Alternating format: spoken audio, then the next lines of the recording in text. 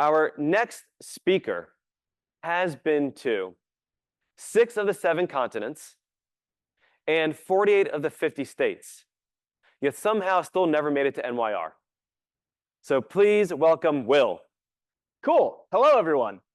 So I'm Will Angel, and I am a solutions architect at Excella. So I help our clients build data solutions. And I'm really excited to follow up on Jared's talk and tell you all about DuckDB, because DuckDB is a great piece of technology. So a couple of key takeaways. I'm going to give you the bottom line up front. First, DuckDB is a very fast in-process SQL database. Second, Duckplyr is a package for using dplyr on DuckDB. I'm going to talk a little bit more about that. The important thing there is that Duckplyr, as a pure drop-in replacement, can get you a 2 to 30x speed up for dplyr code. So tiny change, you don't have to change how you actually write your code. You don't have to switch to SQL, get a big speed up boost.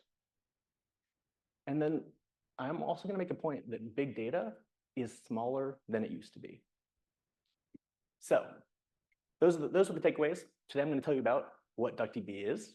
I'm going to tell you why you should care about DuckDB, when you can use it, and when you should use it, how you can use it, what Duckplyr is, and then I'm going to do a little bit of data processing, performance, and profiling, show you a couple of benchmarks. So Jared also had some good ones showing you just how fast it was.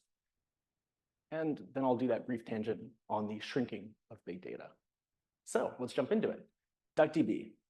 So DuckDB is a open source, fast, in-process analytical database. I'm going to tell you what each of those terms mean.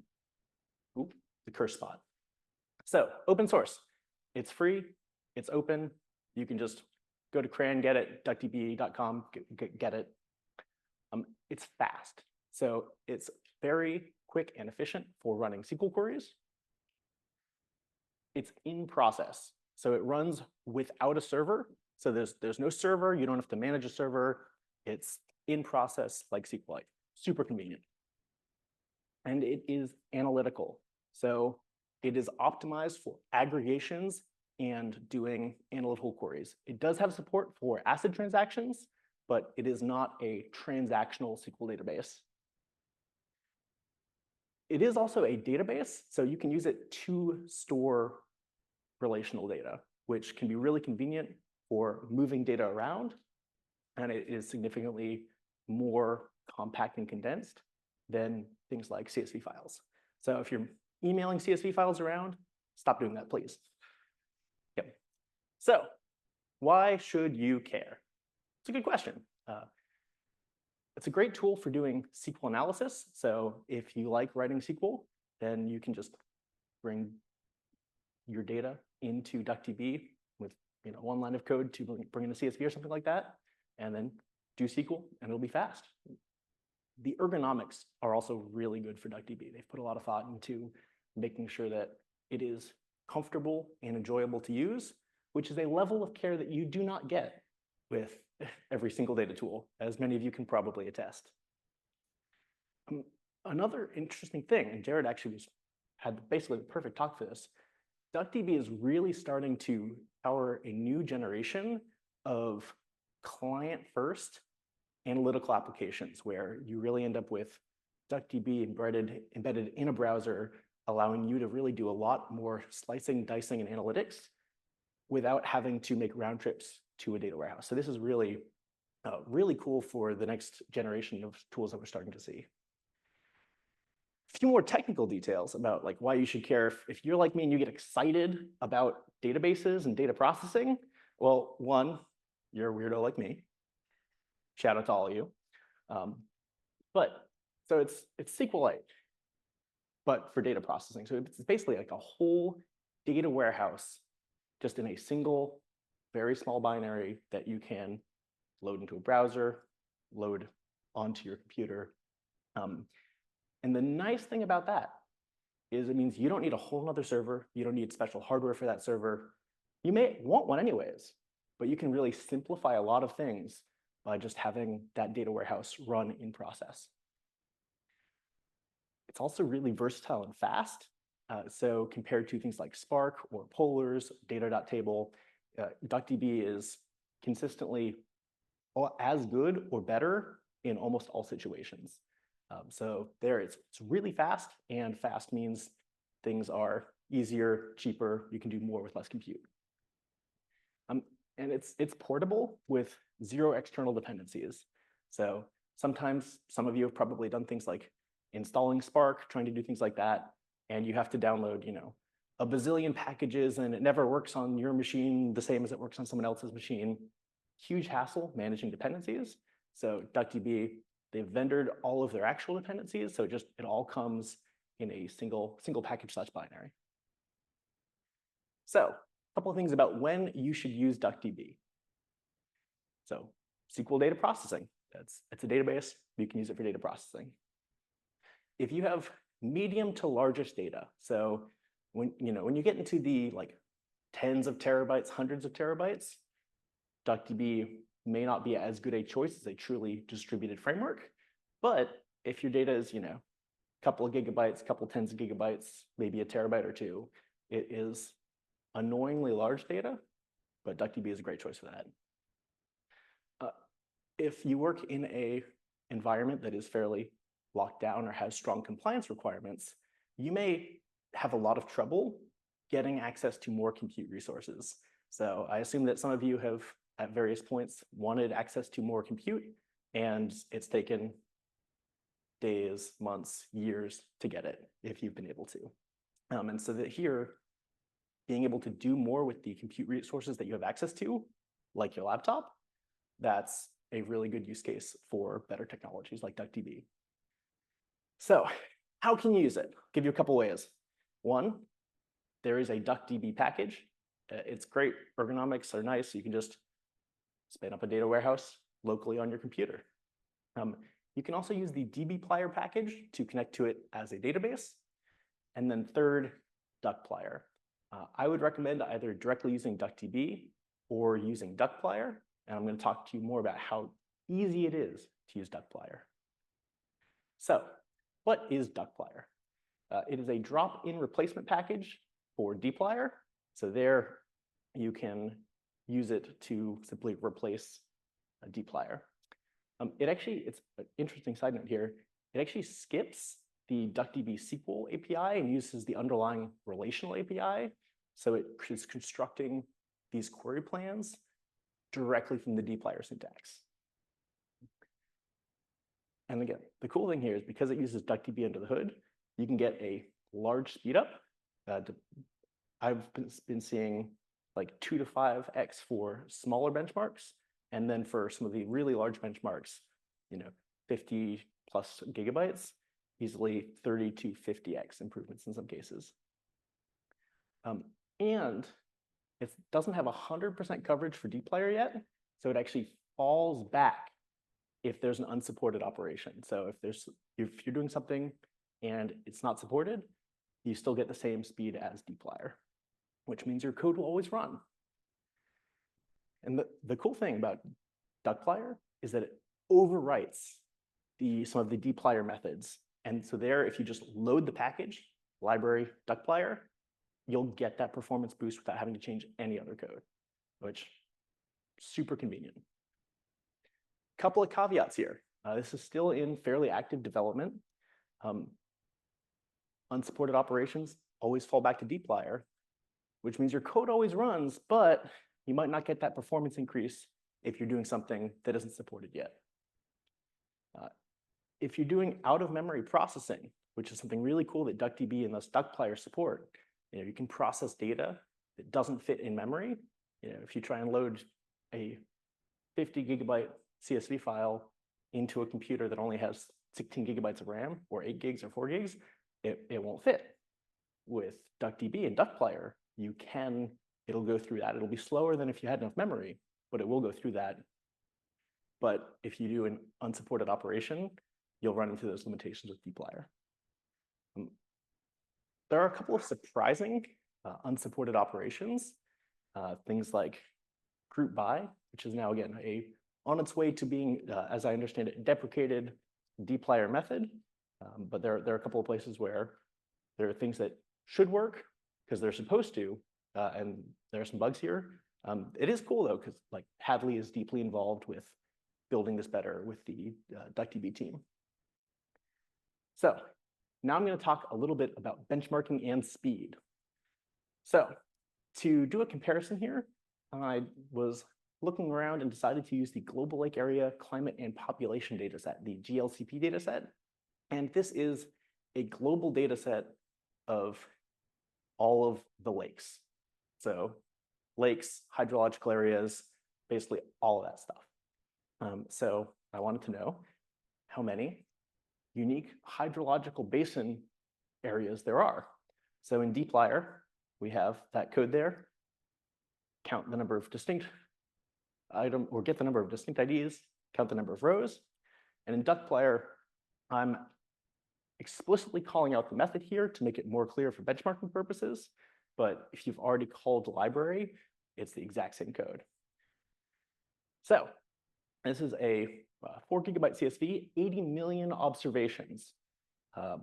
And Dplyr takes about 1.5 seconds, and whereas Duckplyr takes about 1/8 of a second.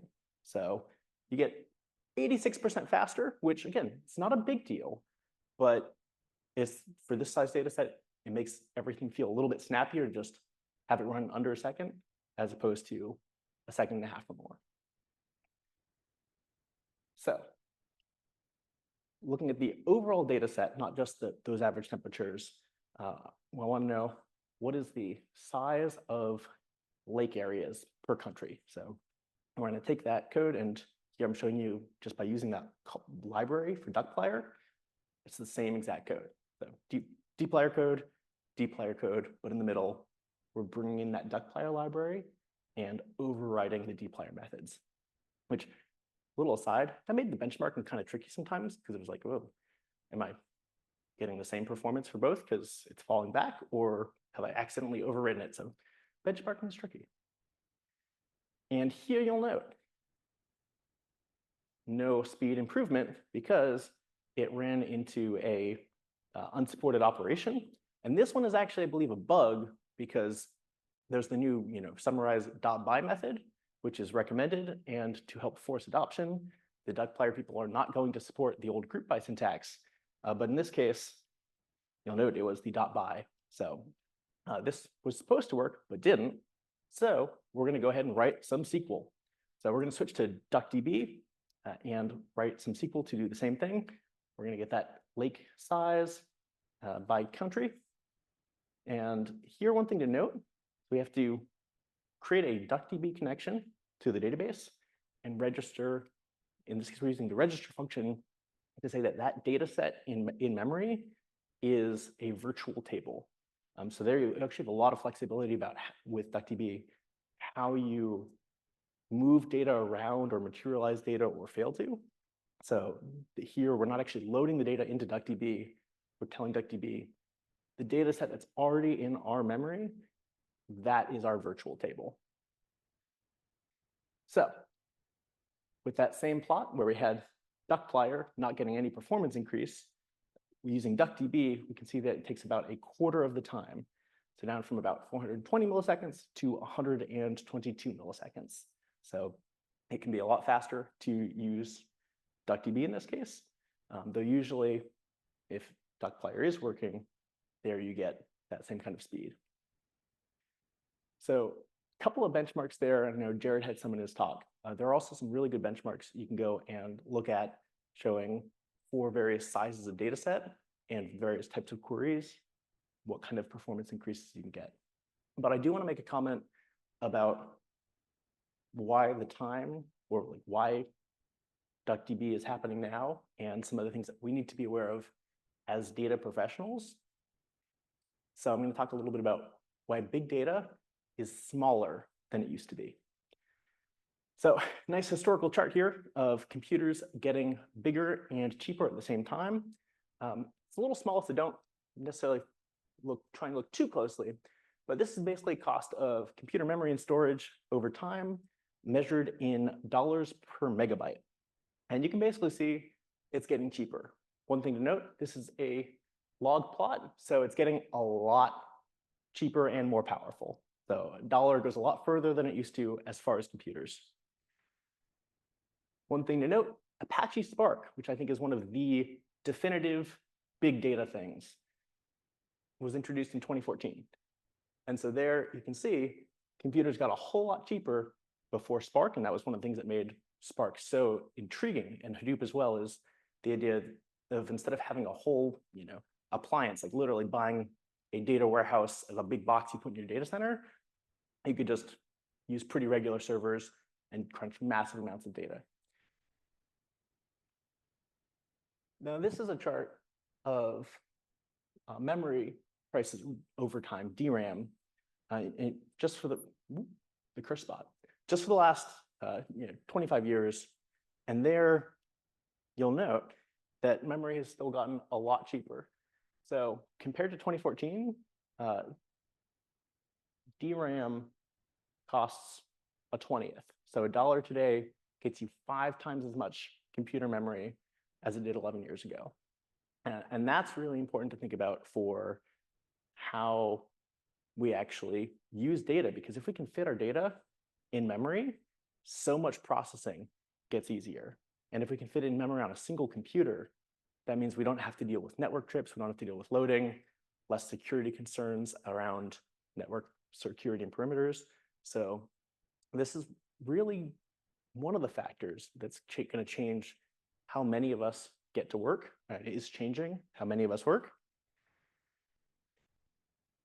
And that increase in computing power, combined with some of these new tools, both DuckDB as well as some of the other options for data processing, like polars and data.table, they've got some really good new tools for processing data better, using our existing compute resources more efficiently.